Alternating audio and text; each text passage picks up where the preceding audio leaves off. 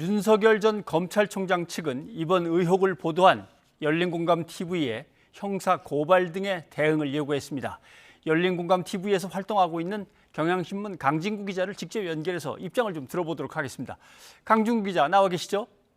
네, 안녕하세요. 예, 윤 전 총장 측은 공직선거법 위반 혐의로 열린공감TV를 형사 고발한다고 밝혔습니다. 여기에 대한 열린공감TV 측의 입장은 어떤 겁니까? 네, 앞서서 양재택 모친 단독 인터뷰에 대해서도 폐륜 취재를 주장을 하면서 윤석열 캠프에 저희를 고발한 적이 있었는데요.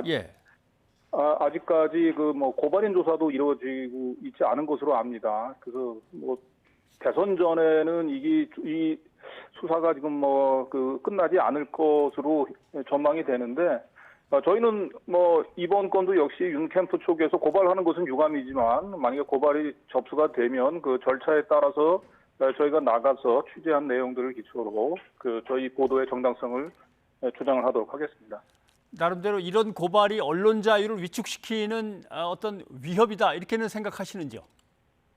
예, 윤 후보자 지역에서 주장하는 것은 뇌물성 거래가 아니면도 뇌물성 거래라고 얘기를 했다고 얘기하는데, 저희는 이 화천대유하고 매우 특수한 관계에 있는 사람이 윤 후보자 부친의 주택을 매입을 한 사실 그 자체를 사실로서 보도를 했던 거고요. 그게 예. 여러 정황상 뇌물의 여러 의심이 된다라고 이제 얘기를 했던 건데, 저희가 기초 전제가 됐던 팩트가 허위 사실이 아닌데, 예. 이 사실을 기초로 해서 이런 정도의 의혹을 제기한 것을 사법 처리하겠다라고 공직 후보자가 고발을 하는 것은 언론 자유에 대해서 매우 오도된 인식을 드러내고 있는 것이라고 생각이 됩니다.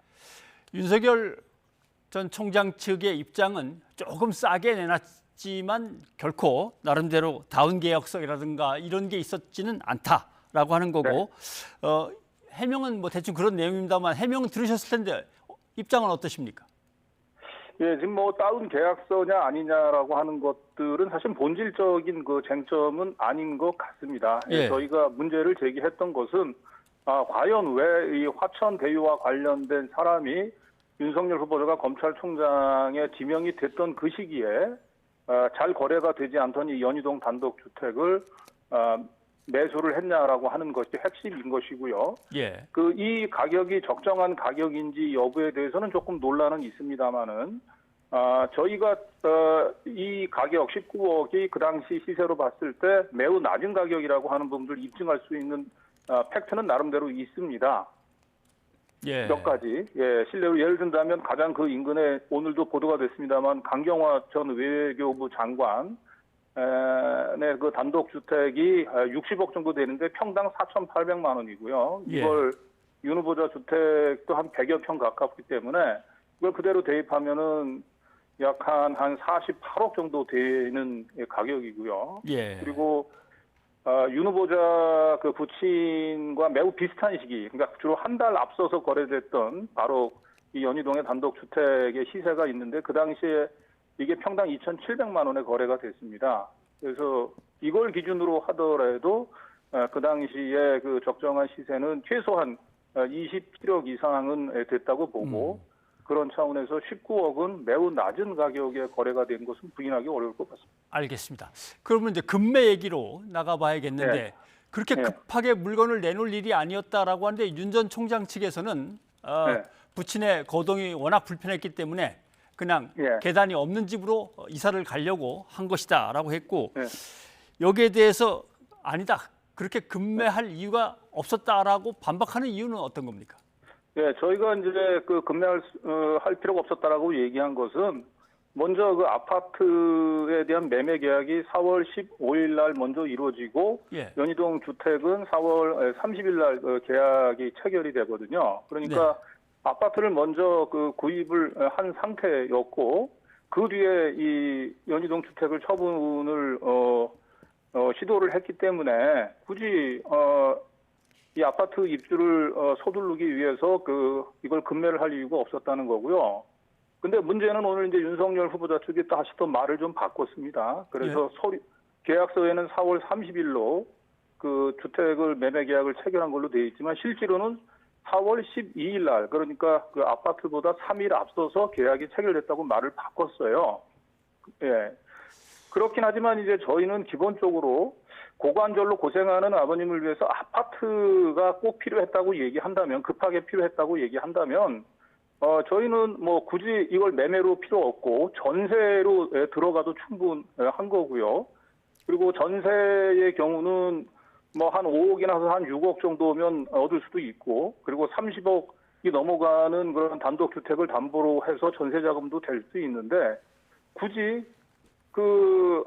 아파트에 전세로 들어갈 수도 있는데도 불구하고 굳이 왜 이걸 서둘러서 단독주택을 매입하지 않으면 마치 아파트로 들어가서 살기 어려운 것처럼 설명하는 것 자체가 저는 상식적이지 않다 이렇게 생각이 됩니다. 알겠습니다. 아파트를 먼저 팔고 거기서 11억 한 1,500만 원을 가지고 새로 사는 단독주택을 팔고 11억 1,500만 원을 떼서 아파트 구입 자금으로 썼다라고 하는데 날짜가 안 맞았는데 갑자기 저쪽에서 설명하는 내용이 바뀌었다는 말씀이군요. 그렇죠. 그러니까 날짜의 선우를 떠나서 윤 후보자의 해명은 이 단독주택을 팔지 않으면 그 아파트로 이주하는 것 자체가 지금 불가능한 것처럼 얘기하지 않습니까? 네.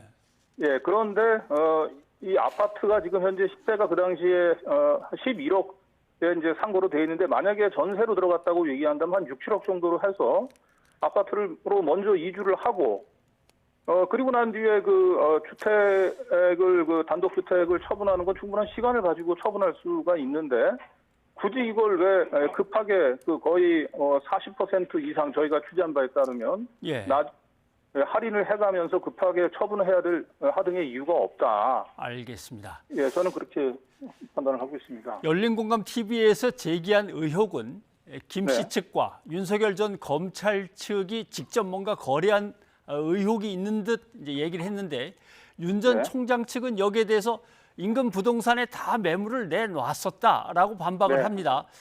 근데 열린공감TV 측에서는 이게 사실이 아니라고 얘기하는데, 그 계약서에 보면은 연희 땡땡하고 부동산 그 명단에 이름이 나온단 말이죠. 네네. 일단은 그 계약서에 그 이름이 나오는 부동산은 저희 오늘 찾아갔습니다만 문을 닫았고요. 그리고 그 10곳의 인근 부동산에 매물을 내놨다라고 얘기하는 것은 저희가 확인한 바에 따르면 사실과 좀 다릅니다. 일단 윤 후보자 부친이 살고 있는 그 연희동 단독주택단지는 그렇게 많은 매물이 나오는 곳이 아니고요. 그 블록 내에 가장 가까운 부동산 업소가 3개밖에 없습니다. 그리고 오늘 저희 취재진이 그 부동산 3곳을 다녀갔는데, 그중에 한 곳은 좀 문을 닫았고요. 그 나머지 2곳 다 물어봤는데, 이 2곳 부동산 모두 자신은 이 윤 후보자 부친이 살고 있는 주택이 매물로 나온 적이 없었다라고 확인을 지금 해주고 있는 상황이거든요.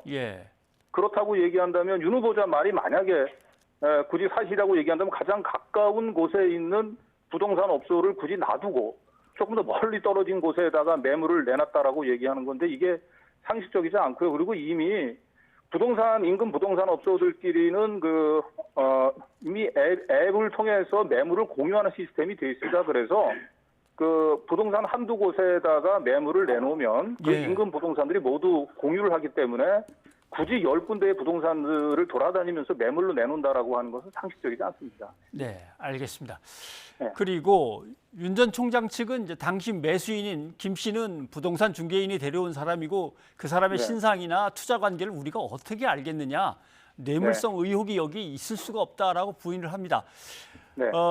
윤 전 총장과 김 씨 사이에 이 거래를 놓고 서로 잘 알고 있었다라고 하는 어떤 의혹의 근거 같은 게 있을 수 있을까요? 네, 그 부분들은 뭐 저희가 추가 취재를 통해서 확인해야 될 사항인데요. 지금 그 부분에 대한 윤석열 후보 측의 주장도 역시 객관적인 물증은 없이 당사자의 증언만 지금 있는 상태인 거예요. 그 당시 이제 거래를 중개했다라고 하는 이 중개업소에서 제시한 그 계약서를 증거로 제시하고 있습니다만은, 그 계약서가 실제로 자금이 오고 갔던 계약금이 오고 간 것따라든지 잔금이 치러진 날짜하고 서로 다 다릅니다. 계약서 내용하고 실제 자금이 오고 간 내용이. 그래서 이거는 실제로 이 매물을 중개한 것이 아니고 이미 당사자들끼리 뭔가